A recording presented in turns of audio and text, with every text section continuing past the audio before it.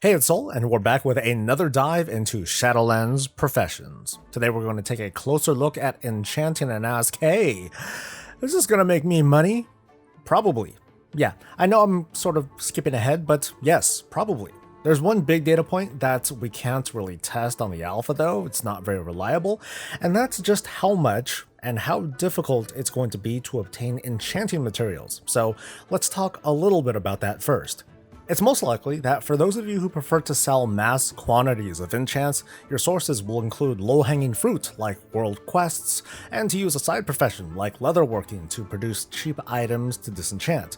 It always depends on your realm, so it's common for leatherworking and skinning, I guess, to have the cheapest materials for making enchants, but enchanting overall probably won't really take off until Season 1 of Shadowlands begins. Your best bet would be to sell materials for as ridiculous of a price as you can get away with early on, but of course keep an eye out for popular enchants that sell early on during the expansion.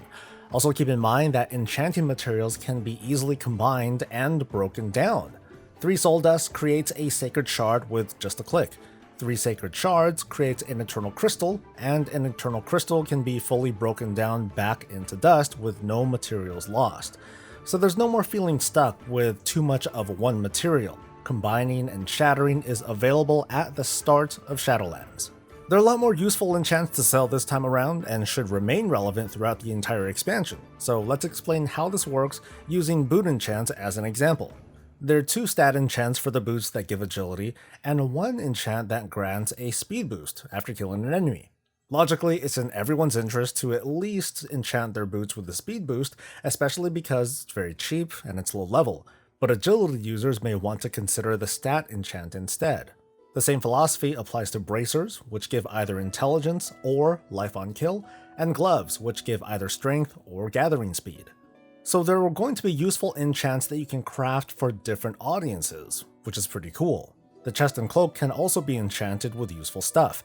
There's a stat enchant for the chest that should be very popular regardless of who you are or what you play. There are also specialized enchants if you play a specific role, so there's one that strengthens your mana pool, one that deals damage, and one that increases armor. Cloaks have different enchants, depending on the kind of defense increase you want.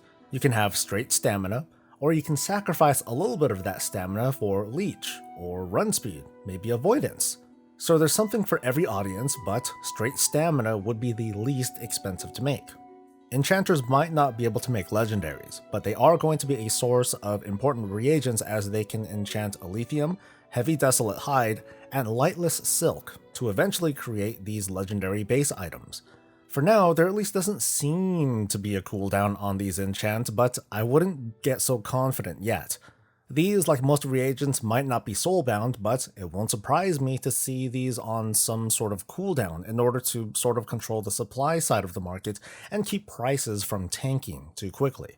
The market as a whole is going to start out as really volatile, primarily because the items aren't soulbound, which could result in either short supply, because the rich people are buying it all up, or oversupply, because professions are going to be that much more accessible.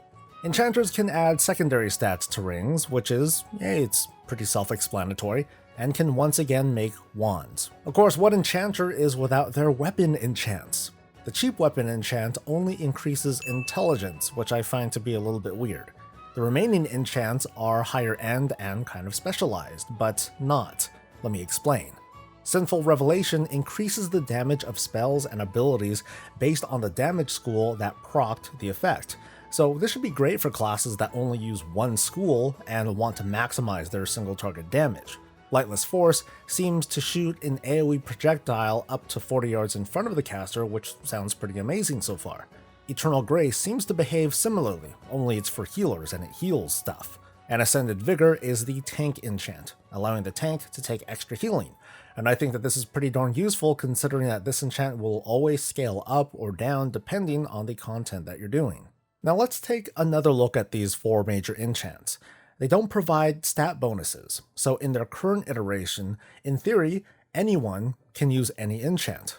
So how viable could it be for everyone to have Eternal Grace? How much raid healing would that help to dampen? Also, does Sinful Revelation increase damage received by other players or just yourself? Because if it is shared with other players, teams can sort of plan their enchants carefully to provide the minimum number of debuffs needed to maximize damage while everyone else uses like the DPS or the healing enchant. This is all up for change throughout the beta, but I wanted to at least bring this up because, well, it sounds pretty interesting. So the question of whether enchanting will make money is a big fat yes, but the supply of enchants is still up in the air. Maybe your realm has an overabundance of leatherworking materials, and with that alone, you can provide every enchant in the expansion. I do expect some sort of cooldown with the reagents enchanters can make, but even without a cooldown, enchanters will be in demand to help make these base legendary pieces. I think enchanters will be happy to see a bit more variety and hopefully more profitability, but what do you folks think after this dive into enchanting?